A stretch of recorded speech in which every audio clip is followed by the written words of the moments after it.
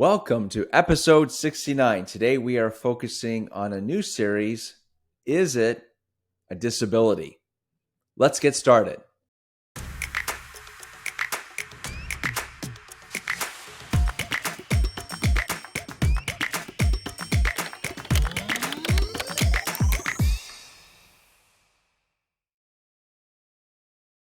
Hello, everyone, and welcome to the Fair Housing Insiders. I'm your host, Jonathan Sarr, and joining me today is Kathy Williams. Kathy, welcome to the show.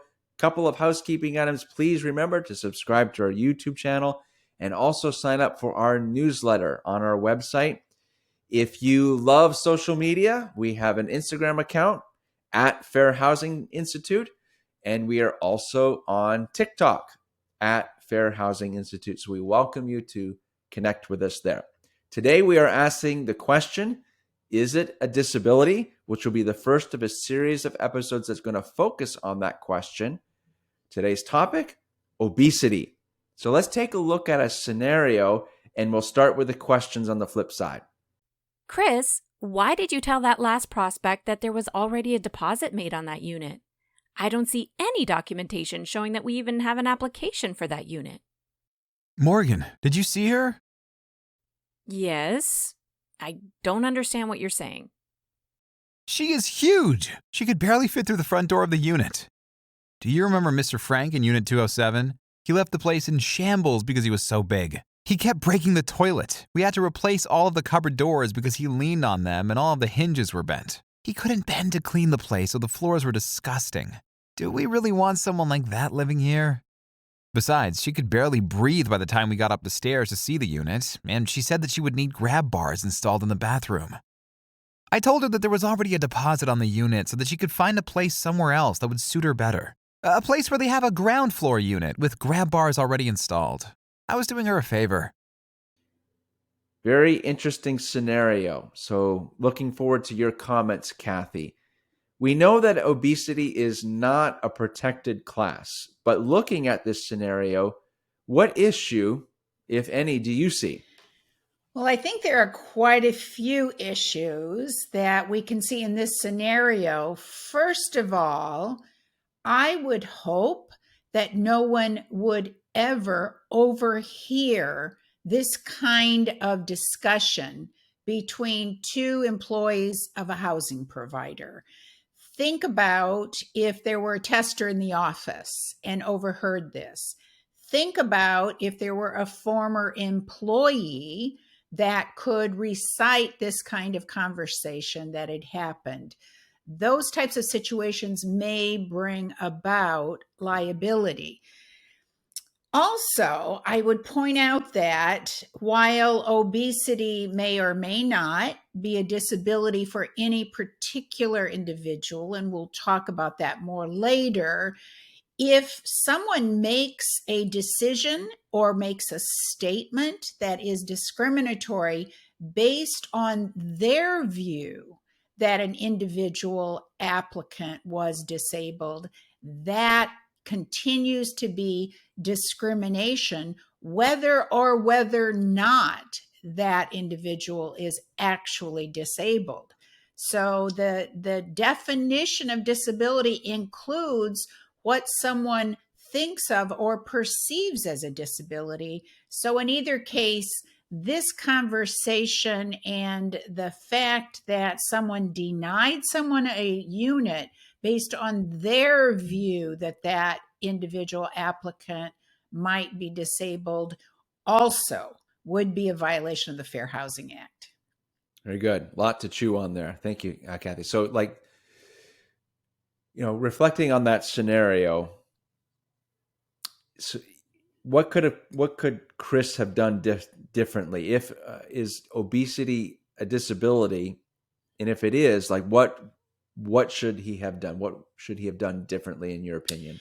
Well, let's remember that the definition of disability is a physical or mental impairment that substantially limits one or more major life activity.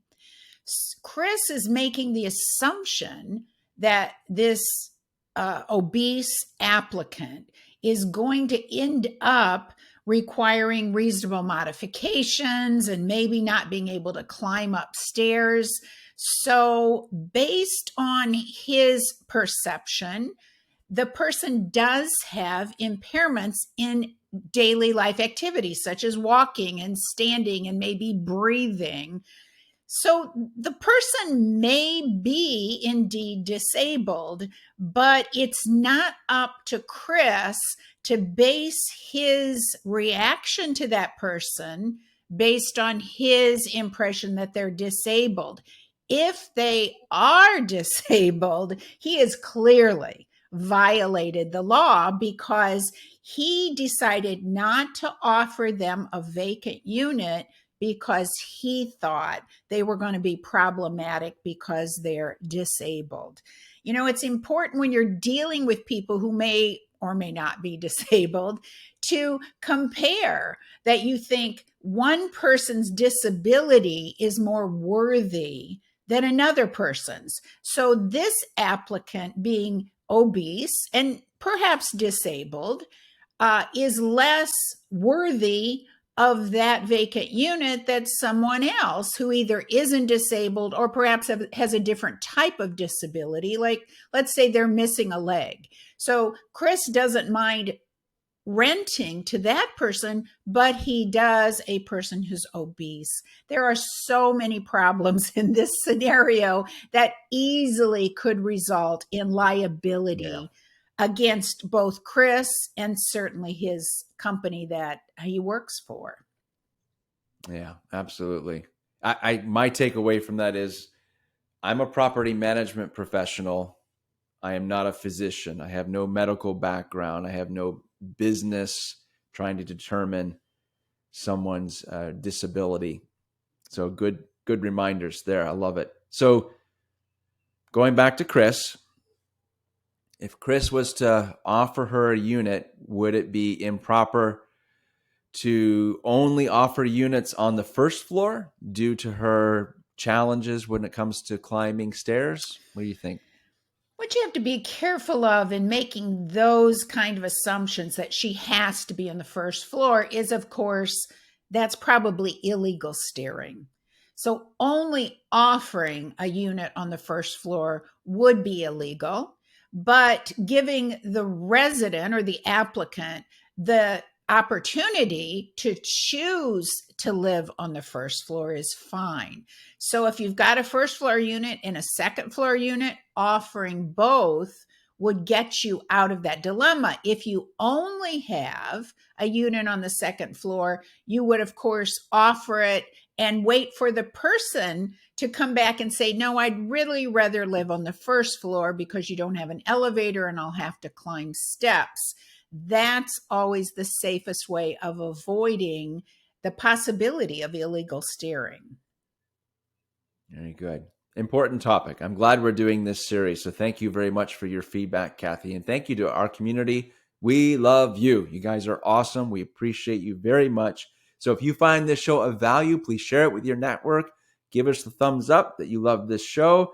And we would also appreciate any feedback that you have, any suggestions, comments, or topics that you would like us to talk about. Please do that. We appreciate you so much. Until next time, take care, everyone.